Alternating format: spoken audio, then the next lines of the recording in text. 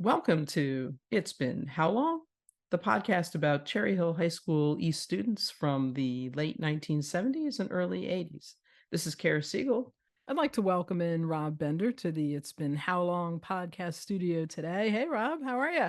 Hello, Kara. Nice to be here. Ah, I'm thanks very for happy. agreeing to be on the podcast. So here we are, 44 years post graduation. That number sounds like a lot. So what are you up So to? What keeps you busy these days? it's a long time. It's 44 years. That's a lot happens in 44 years. Yeah, It's been like almost like three lifetimes worth of high school, yeah, or going in that direction. for sure. So yeah, I've had I think a pretty interesting life, and well, I don't want to talk in past tense. I hopefully have a long ways to go. Yes, yes. Um, All of us, Yeah. yes. Well, I'll start with just recently, as I mentioned, my youngest kids.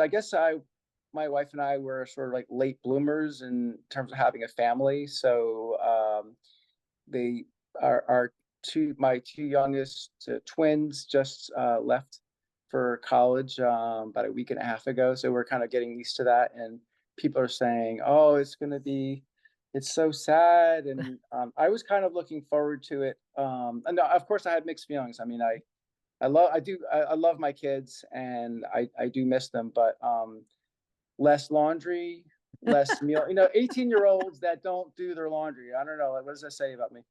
So, here's Christina. Christina, this is Hi. Kara Siegel. Hey, This is Christina.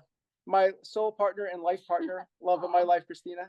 Oh, that's wonderful. So nice to see you. And actually, Christina and I, we were sort of like childhood.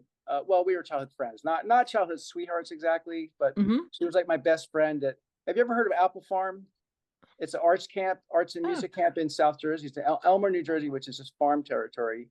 oh, okay. Kind of probably about not more than an hour, maybe probably 45 minutes south of Cherry Hill. Oh, wow. And so I met her there when I was 14, and we did not stay in touch. And then when I was about 20, um, I ran into her. She was studying painting at the Pennsylvania Academy of Fine Arts in Philly, and I was Oh, studying illustration. hmm. And I ran into her that summer, and we hung out a couple of times, but that was it. We just kind of went off in our own directions. And then another like 6 or 7 years later, in New York City, I was we were both living there, and I ran into her at a movie theater, Oh, and then we started hanging out more, and then somehow that turned into what we have now. So oh, that's a great story. That's a great yeah, story. yeah, True it's love like wins out. Yeah. it does, it Well, it's does. very nice meeting you. I'll let you get back to it. Okay. Uh, so I was talking about empty nest, and Yeah. we were talking about how it's we're pretty much enjoying. I was kind of like looking forward to it because just It's kind also of the next freeing. step. It's also the next step in your kids' Yeah, evolution. So you kind of yeah, know it's coming, and they know it's yeah, coming, and they kind of they're anxious to get out. yeah, Mostly, I mean, absolutely. they're ambivalent. They're a little bit afraid, but they want to get out, Yeah, and so they're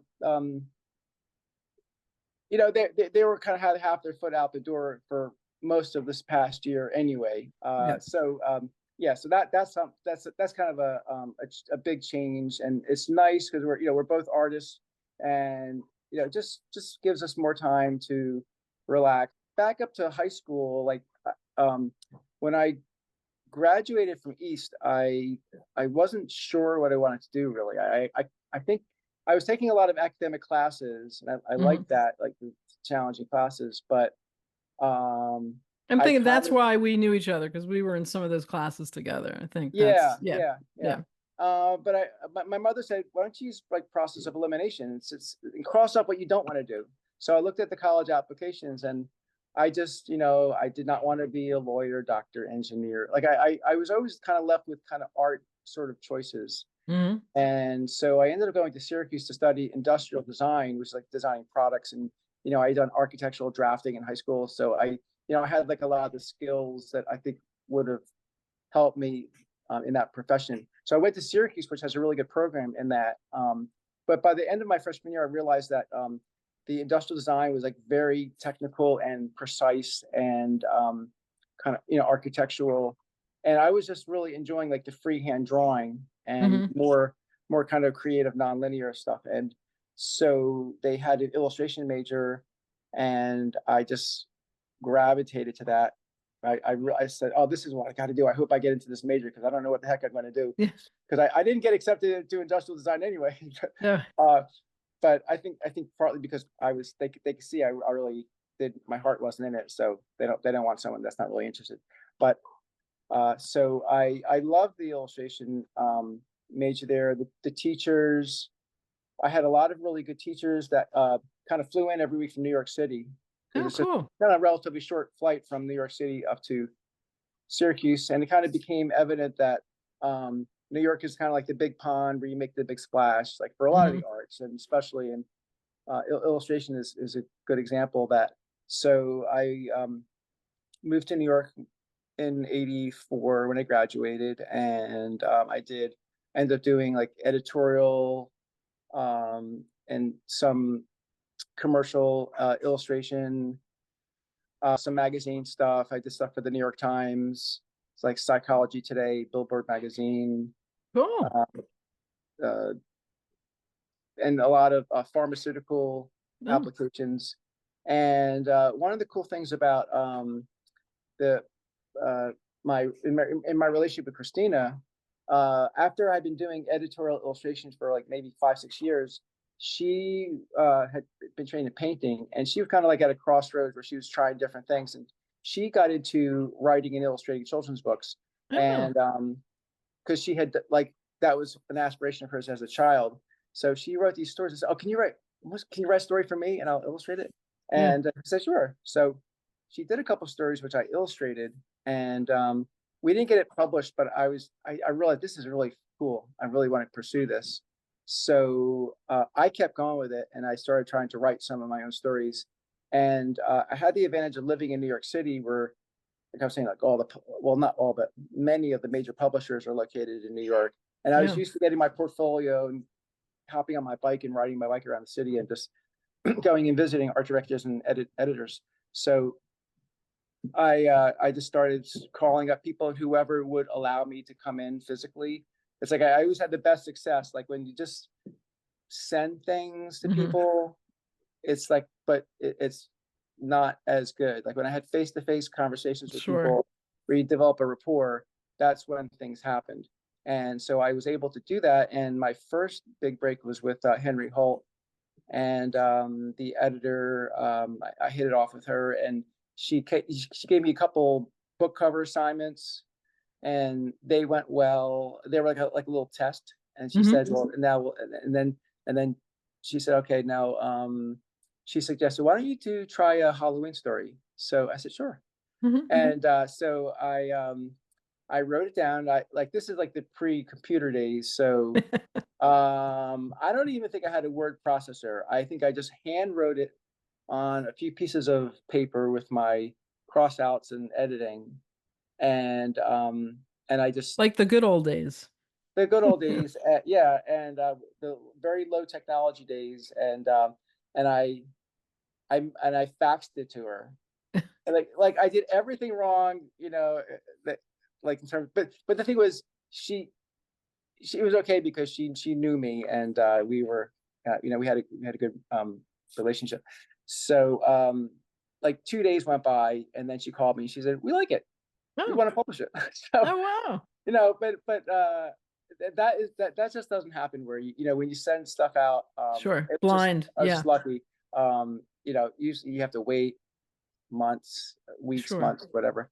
But so yeah, so that went great. That book was it was included in Publishers Weekly Flying Starts, where they feature new or what they think of as new and upcoming writers and or illustrators, and it got well reviewed. So I ended up doing two other books with Henry Holt, and I ended up kind of like, she said, I can't keep up with you because you produce pretty quickly.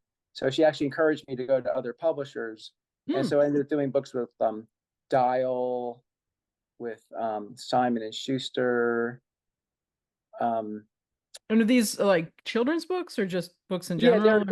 they're all picture books. Oh, okay. Yeah, yeah. You could Good. just Google like on Amazon, like Robert Bender picture books, children's Mhm. books, or something like that. We'll see what you've done. Most, I mean, it's been a long time, so most of them are out of print because Oh, the average life these days for picture books is like a couple years. oh wow. Okay. So like if I got like super famous, then they would bring, if it Like became like that, the very hungry caterpillar. yeah, like Eric Carle, like Yeah, right. If you get to that status, then they would bring older books back sure. into print. So we um I guess so. I met Chris. I was mentioning I met Christina in New York, and we ended up getting married in '92, and then in '94 we moved out to Pennsylvania, and that was kind of like, it was nice, like health wise, because it was so stressful living in New York City, Yeah. and just peace of mind, physical, mental health. Living in Pennsylvania, like kind of in the country, it was like the other extreme. Like we're in city, rural. Like Yeah. we literally live like on an old farm. Um, City mouse, country mouse. Oh, that's a story too. yeah, yeah, exactly. And it became like a very good for both of our careers. For me, um, I I actually like I had neighbors that were very kind of eccentric, quintessential backwoods type Hmm. people, that became characters for this book that I illustrated called The Chizzywink and the Alamaguzlum, which are slang words for a chizzywink is a slang word for mosquito, and Alamaguzlum is a slang word for maple syrup, Oh. about this monsterly mosquito that's harassing this couple. Uh, and just being, I did a couple books that involved like farm uh, farm animals and that sort of thing. So it was all helpful. And also in the city, there's so many authors that it's harder to kind of distinguish yourself. But out here, it's more unusual. And I would go speak at conferences, like library conferences or teachers conferences, in primarily in Pennsylvania and New Jersey, and then kind of give out promotional material. And then teachers would invite me to speak at their schools or librarians, and I traveled like all over Pennsylvania, New Jersey, and actually I went to Cherry Hill. Did you? Yeah, I think it was written up in the Courier Post. Oh, This cool. is like probably the mid '90s or so. Hmm. So that was a cool thing. It gave me a chance to travel and and also like bring out like different part of my my skill set. You know, like Yeah, your creativity in or to many avenues. yeah, to elicit a skill set that you didn't have, because Yeah. like I was like terrified about speaking in front of people, as a lot of people are, but I kind of like gravitated to the challenge of it. Like, I mean, people invite me to say, hey, the idea didn't even occur to me. Like a friend of my mother's, when she found out that I was doing books, she said, hey, would you come to my, that was the first school I went to. Someone, I didn't even solicit it. She just said, oh, Robert, can you come to my school? Because, she's a principal. And it's like, we'd love to have you. And she paid me, and Oh, well. and so I prepared a presentation, and then as I started thinking, oh, I could do more of this, then I started just adding to it and developing it and refining it as time went on.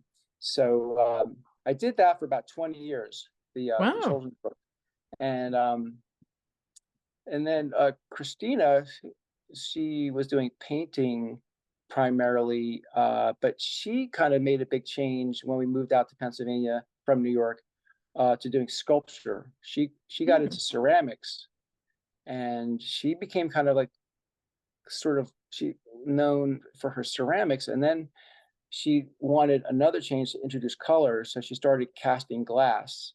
Hmm. And she like the glass world became that was like a really uh, good move professionally and financially for her, because there's a kind of a dedicated collectors group in glass, or at least there were. Like there are a lot of these people are like getting too old to, like a certain particular group, but I think there's like I know it recycles, Hmm. but anyway, so she got into doing glass, and then kind of combining it with the clay, because she liked both. They had different, like the earth is the clay is an earthy quality, Mhm. glass has a effervescent quality, being with this transparency, and she would combine them, and they were kind of these contrasting feelings that were combined into individual sculptures. And so she so I got to a point about 10, 12 years ago, maybe, oh, actually more, maybe back in 2010. I was helping her. Occasionally, I would help her like with fire, like technical things like firing, calculating the firings, ramping temperatures and calculating that stuff um, for annealing schedules. So, or lifting heavy molds, Mhm. just helping her with some different. And sometimes I help her with there's like multiple steps that go into it. If she had a deadline, I would help her like with polishing something. And so I became kind of I became educated about how to work with glass. And so I kind of had this insight, like I was missing. I had done a lot of ceramics in high school, so I had like a history of craft myself, and I was missing that like tactile quality, because in illustration I kind of got more into working on the computer, just kind of sitting on my butt and just having kind of a pretty sedentary lifestyle. And so I sort of just made this decision like pretty rapidly. I mean, it was kind of brewing for a while, but just one day I just thought, you know what, I'm going to do some wax. And I kind of never looked, I mean, some glass, which Mhm. you do in wax first. Yeah. And I just developed my own style with that. And And I I've got seen it. a lot of that on your Facebook page. I think a lot of us have. You post, Yeah. and that Yeah. was Yeah. really I mean, cool. I didn't realize that was like act number 3 or 4 of yours. That's pretty cool. yeah, You yeah. know what I'm Editorial saying? illustration, book Yeah, illustration, then glass. lecture. Yeah, no, yeah. Yeah. And I got into carving wood because I started feeling like Because you glass. live in the country and you sit on your front porch and you whittle, right? Whitland. So yeah, I've just been having fun with wood. It's been almost a year. Well, I think I started towards the end of last year, Mm-hmm. and it's just like a little bit more immediate, and I have like a little bit of a primitive quality in my work, which wood seems like a at the moment a better fit. And you can do more. It's not brittle.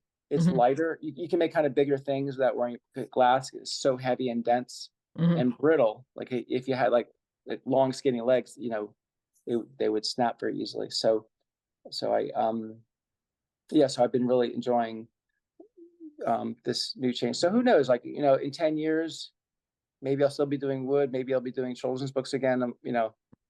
We'll see. But that's sort of the professional story. So that's quite a journey of your work endeavors. So tell me, what do you like to do for fun? Well, okay. First of all, I have to say that hopefully I'm not in the minority, but my work is fun. I mean, I Oh love doing my yeah, art, that's and like great. That's sometimes, great. like sometimes after work hours, I might go up to the studio and spend some extra time working. Oh, okay. That's great though. But no, I know that I can't just do that, because then it's that's not fun either. Not having Yeah. time to do other things. Well, I have to tell you that one of the loves of my life. Well, remember we played tennis a Yeah. couple times, Yeah. and so over the years, I would play tennis occasionally, and one of my tennis friends said, "Robert, have you ever heard of pickleball?" And Ah. I said, "No, I this is like maybe about 7 years ago, Yeah. before I kind of got big." And he had a couple paddles, and we went over to a local. There was a pickleball court in Bloomsburg, near Hmm. where I live, and we played. He said, you think you get up the net and you think." And we were practicing the thinking. I said, "That's actually kind of good exercise, because you have to like bend your knees." I wasn't used to it, so I Yeah. felt like it was kind of a good workout. Do you play with I Christina or? No, she hates paddle, any racket or paddle sports, because So you played some so tennis back in high school. Did you certainly I don't think anybody was playing pickleball back then. But what did you do back in high school to have fun? back in high school, well, Or sports wise, I did yeah. gymnastics. Yeah. Yeah. Uh, That was um, And yeah, that was fun for me. And I was pretty serious. I mean, I was as good as I could be, considering like you need real coaching. Like Mhm, Mr. Frank was like, he was more of like a track, or did he do mhm. wrestling? No, I don't know. He's more of a track coach. He had done like a couple of years of gymnastics, so he didn't really. He said, I'm encouraging you guys, if you can get out and do some outside training, to go Okay. ahead and do that. His brother was a talented gymnast. I forget his name, but his brother opened up a gym like in Cinnaminson or something. And Mhm, I think during high school I would go there and take some classes and stuff. mhm. Sort of like How about the a. team, were you guys, was Cherry Hill East men's gymnastics competitive? I mean, I I found think out I like our, swimming team was amazing, and our, I knew that our girls field hockey won states. I, played with the tennis team. We were, we did pretty well. Different. Yeah, I'm just okay. kind of wondering, I'm finding out that unknowns to me, I probably just didn't pay attention to morning announcements. Our teams were pretty Yeah, good it's and it's good. It's good that you weren't paying attention to men's gymnastics. That's right. Because the thing is that apparently when yeah. I no, when I got there as when I was at East as a freshman, and I started Mhm. with the gymnastics, um, the the last of there was like a whole group of really great gymnasts, and they had these two really good coaches, and they Ah. once it's like the last of all they were like, they had a really good period of highly competitive team, and the kids kind of graduated, and it was like literally starting from scratch. So Mhm. everybody on the team, starting our sophomore year, was pretty much like new. Yeah. And then they got Mr. Frank, the coach, who Mhm. didn't know too much about it, so we were kind of like a very low level Okay. competitor. But by the time I got to my senior year, we were somewhat competitive, because Mhm. there were like a number of kids that maintained interest and I'm trying to dedication to remember, it. there was another guy in our class, I think. So you guys senior Scott, year, Scott Goldberg, Craig Jacobs, Jim yeah, Jim. Was Jones, Jim Jones? Yeah, I think that's right. Jones, Wasn't he really, didn't Jim he Jones. I think that's right. Yeah. Was he was pretty Yeah, he's competitive one of in the these. better players. Yeah, he was like, he was always really good on pommel horse. Mhm. And yeah, I was good on tumbling, Mm. pretty good at high bar and vaulting. So Hey I did man, not watch do. the Olympics this summer, and those guys were, I just, the rings, I think, in a high bar, I mean, just about everything, but man, those guys on the rings, how they hold those It's positions and go from a push up it's to, it's yeah, unfreaking believable. yeah, it's fun to watch. Yeah. And it's like incredible to watch Simone Biles. Like, what an Oh, I incredible know. story. Oh, Like, yeah. she's kind of like reinvented what women can shoot for. Like, Oh, yeah. you don't have to just, like, the age range doesn't just have to be 14 to 19. I mean, she was like in Yeah. her late 20s Yeah. with Yeah. so I think Yeah. she's in With her, an I think she's, athleticism that, the sport has never seen. So, yeah. Incredible. Incredible. yeah, Yeah. yeah, really, really inspiring. So, was there a class or a teacher at East that influenced you beyond your high school days? I have to say that Louise Marino taught. There was her sister taught English. She Right. was a Marino also. But Louise Marino, and she changed her name to McDonald because she got married. Hmm. But Louise Marino slash McDonald taught ceramics, and she was like, I think she was a really good influence for me, because I think she was just really encouraging, and that it, it just kind of gave me the idea, like, whatever you set your mind to, you can accomplish. Yeah. And I felt like she was just talking to me, like, like she meant it. So Hmm. that was great. And I liked a lot of the art classes. Like, there was Ed Frisella. I don't know if you knew Ed Frisella. He taught ceramics in high school also, but he got in trouble because he had an eye for the girls, and he Oh, actually got in trouble for, yeah, I know somebody that was on the other end of that, and so Oh, he was fired. But I mm, still liked his class yeah, because it was like a double. It was like I had a double class of ceramics, yeah, and it was just I loved, it was doing pottery, working on the wheel, and learning technical stuff about mm, firings and making glazes, and it also was kind of a good way to hang out and talk to people. yeah, Just it was like a relaxed environment. You can't just sit around in calculus or right. And biology chat, yeah, but yeah, I mean, unless you're doing a lab or something like that, I guess there's a yeah, certain amount of chat yeah. involved. But art classes Or usually you lends talking itself Mr. Druce's class and he gives you detention. to Mr. Drews. That's I right. remember that. Yeah. Yeah, he was a good Y- teacher. Yeah. So did you have a high school sweetheart per se? Not in. I was so shy. Like I was Hmm. like I think painfully shy in high school. But when I went to Apple Farm where I met Yeah. Christina, I went there a couple years, and on a different summer I met somebody that I dated for about a year, Hmm. and I kind of met people like outside of high school more, not in high school itself. I had crushes. Like when I saw Chris Olsen. Do you remember Chris Olsen? Yeah. Do you know Chris? In eighth grade, for some reason, she was like in my track. I was like behind. I was in a lot of her classes. I had a crush on her, and she came up to me. I don't know if this was the 10-year reunion.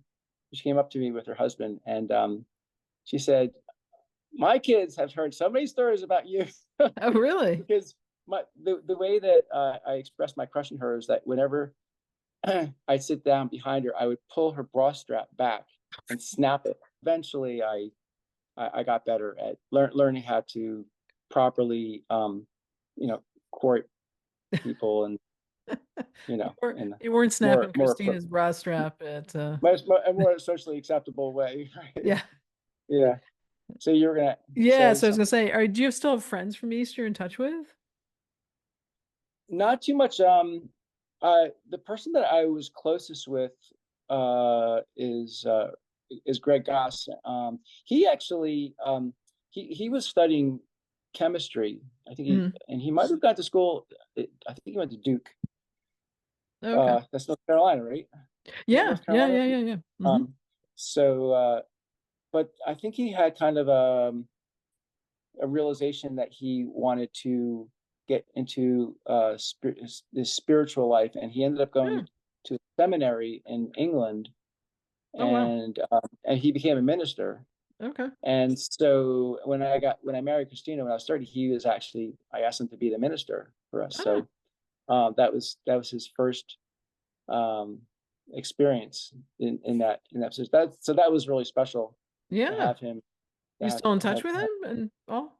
yeah, I do. I haven't spoken to him in a couple of years, but Hmm. that happens with me with some people. Like I Yeah. kind of consider myself to be in touch with him. Yeah. Like when my mother passed away 5 years ago, and he was so gracious. Like I called him and said, Greg, can you come over here? I have like a 20-foot truck, and I have to like load up some of her furniture. Yeah. And he spent like the whole day, Oh, and he just helped me yeah. take care of a lot of stuff like that. And Yeah, I was another person is Leslie Orlando. I Yeah.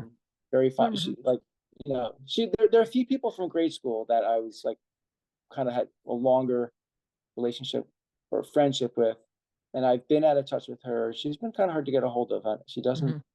I don't think she really is active with Facebook anymore, Yeah. that I know of. One person I wanted to mention was Robin Garland, because Hmm. I have a very fond memory as a kid.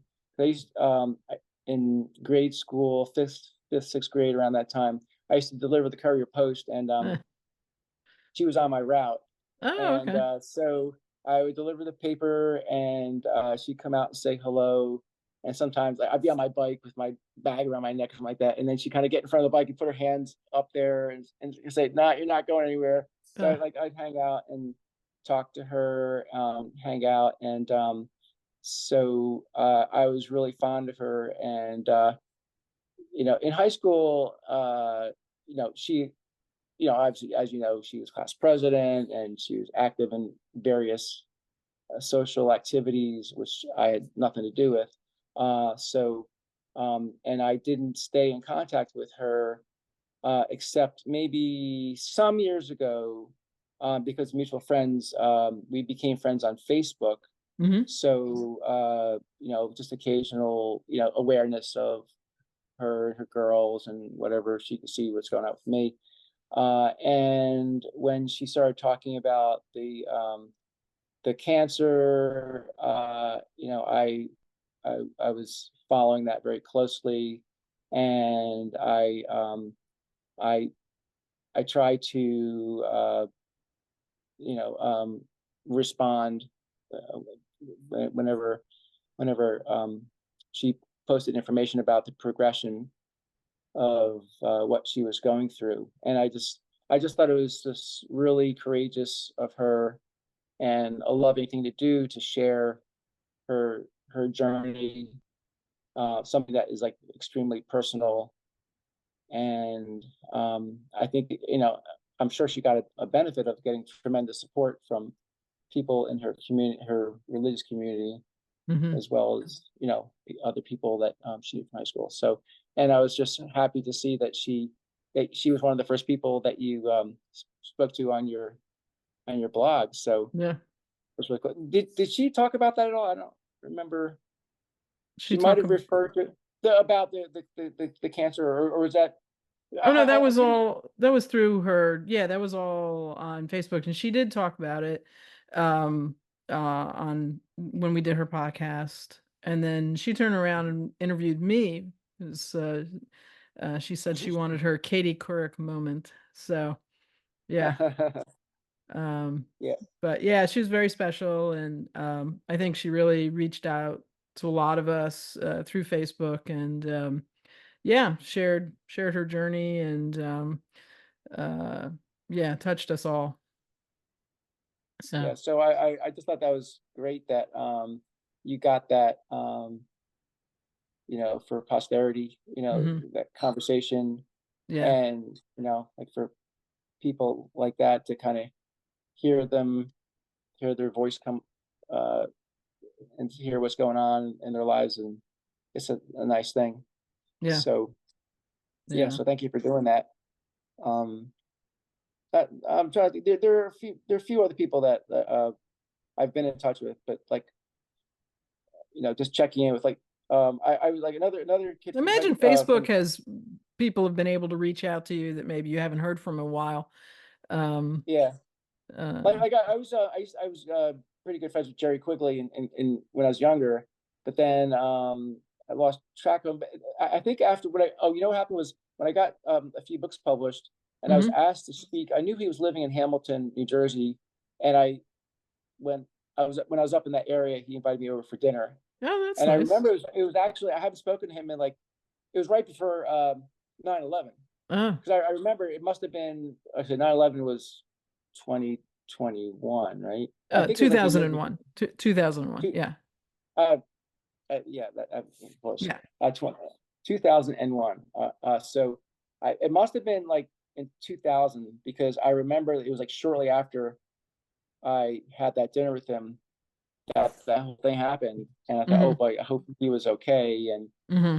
doing okay, and all that. So Yeah. So, did you have a standout memory from high school? Either inside, within the classroom, or uh, extracurricular, or just friends outside that sticks with you? one kind of high experience is related to the gymnastics, Hmm. when it was like a pep rally, Yeah. and it was like the gym was packed. I don't know if it was the whole school. Can you even fit the whole school in the gym? I don't know. The gym was just packed, Yeah. and I guess it was like a football. Maybe it was like a homecoming thing, or possibly. The football guys were like running through there, and Carolyn Corby did a tumbling pass, and they asked a few of the guy gymnasts to do something, Hmm. and so Jim Jim Jones, Uh, he did something on the pommel horse, uh, and I jumped up on the high bar, and I remember exactly what I did. I did a glide kip into a straddle cut catch into a backup, no, a glide kip, yeah, back hip circle, drop kip, and then I did this like called a backup rise into like a handstand. And it was like, whoa! Yeah. I did a couple of giants, and Yeah. I could hear people go, whoa, whoa! Yeah. And then like when after I did the dismount, it was like this thunderous applause, and it was just very exhilarating, like Yeah. just to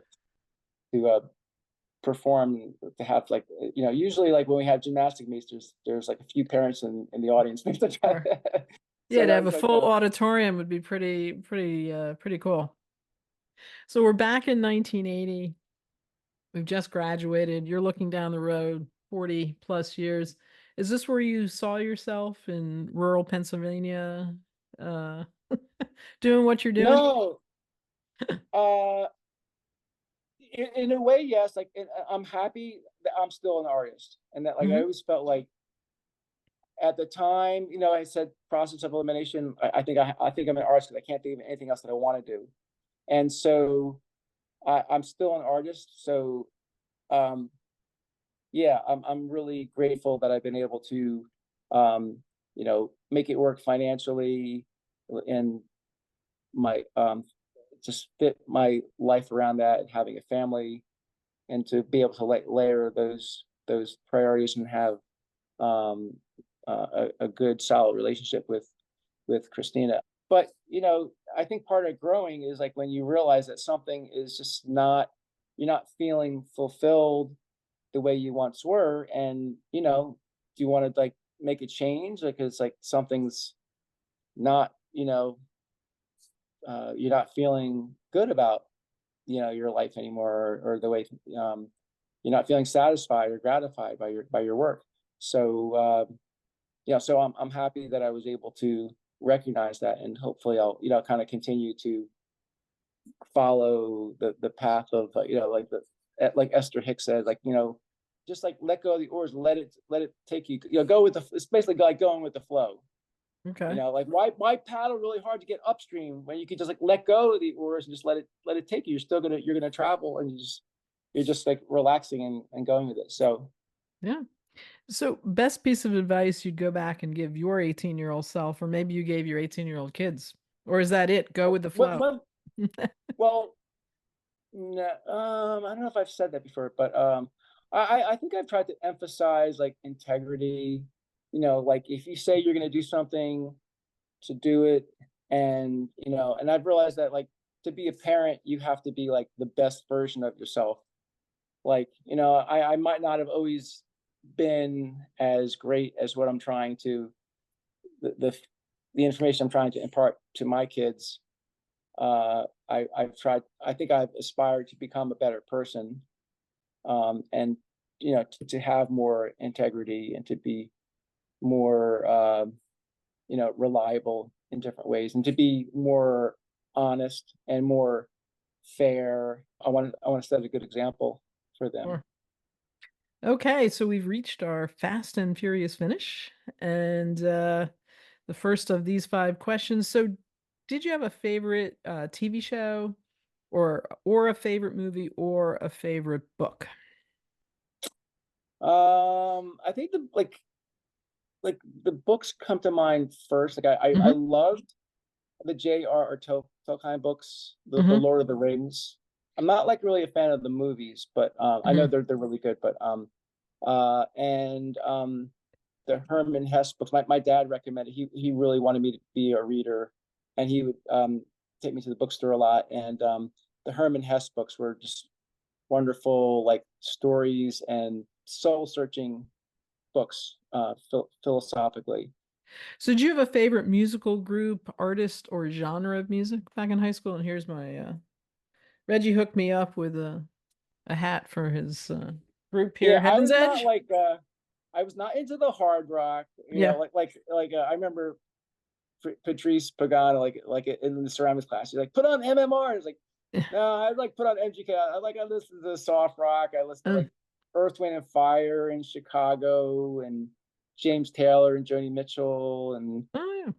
Earth, Wind and Fire. I don't know, even like the Spinners. Mhm. But I like jazz. In college I got really into jazz because like Oh, there were some people coming to campus and performing us, and mhm. so and that it kind of makes sense because it's very has a lot of Were you a improvisation in beret guy? Jazz it. artist, No, beret seems to not go together. that's kind of a stereotypic picture of an artist. No, it was not Not a that. just maybe messy clothes kind of an artist guy Gotcha. because Gotcha. you can't help just getting whatever you're working with on your clothes. Yeah, for sure.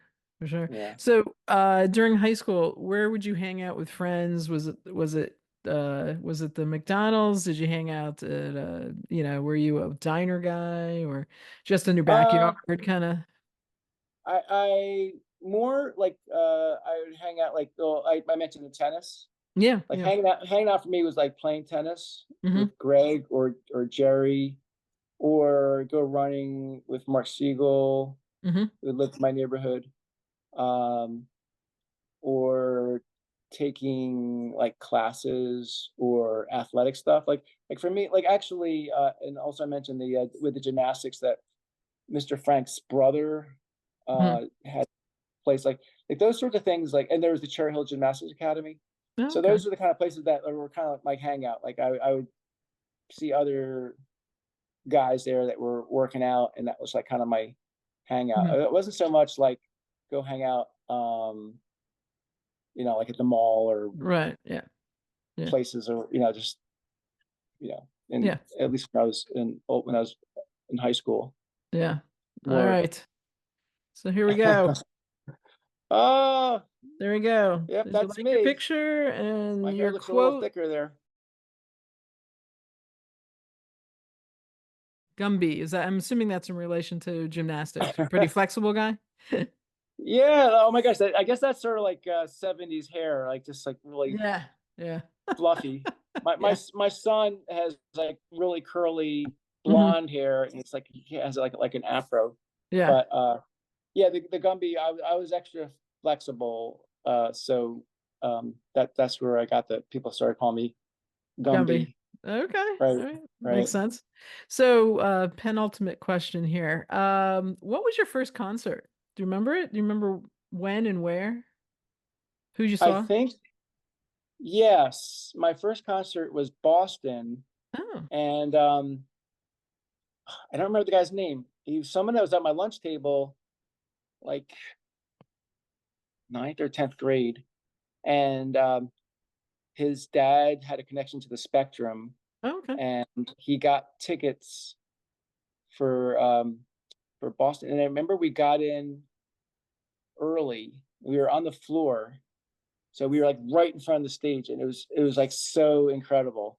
Oh, wow. And that guy, like those notes he hits on those songs, it's like Hmm. he was like literally like within like 10 feet of me. And Wow. but the thing about it was like there was like a crowd crush, like being in front, like all the people were like pressing forward, Yeah. and I was kind of getting squashed, Oh, wow. and like there was this force where like it would push towards the stage and then out. So like in the beginning I was like right in the center, and then by the end of the performance I was like on the side, because the force of the pressure coming in was forcing people out to the sides. So this But was a physics experiment. yeah, yes, yeah, yeah. So So, yeah. But that that was was a a fun first. That first was a fun concert. first concert. I do remember that even at that age, that I was aware that my hearing, I had some hearing, like I was like right in front of those speakers, and I remember like leaving the stadium and just thinking, "Wow, Yeah. I hope my ears recover from this." Yeah, I can imagine. So lastly, anything you want to tell anybody or everybody from our class or whoever's listening to this podcast, your parting shot, as it were? I just I wish everybody well, and I hope everybody's in good health, and it's like I was saying, it's never too late to make a decision and like kind of do something a little bit different. um like you never know how long you're going to be here, as and every day counts to really enjoy life and um be be loving. Well, Rob, I really appreciate you taking the time, and it's been fascinating listening to what you've done over these past 44 years. Thank you. You Yeah, and it really, was nice to hear about to catch up with you a little bit before we started. yeah, So thank you for that. yeah. Well, maybe And we'll see you at the reunion in April of 2025 for our 45th. oh, that'd be incredible. Yeah, Well, yeah, put out the word, yeah. and I'll mark it on my calendar. Okay. Well, So that'll be great. so thank you again, Kara. Really Yeah, nice to talk to you. yeah, And absolutely. I've listened to a few, and I want to go back and listen to some more because I think it's great to hear what people are up to, and Yeah. look forward to hearing more of these. Yeah, excellent. Well, thank you so much, Rob, and you You're have a great welcome. day. You too. Take care. Take care. Bye. Bye bye. Thanks for joining me on It's Been How Long? The podcast about Cherry Hill High School East students from the late 1970s and the early 80s. A shout out to my cousin Brad Corbett, whose podcast We Weren't Friends in High School inspired me to do this podcast, and whose advice and encouragement have been so helpful. Thanks also to my husband, Randy Coughdale, who read all the fine print on the podcast hosting website so I wouldn't have to. And thanks to Jeff Lyons, content consultant and guinea pig, and to Deborah Smead, also content consultant. And thank you to all our classmates who are listening in. See you next week.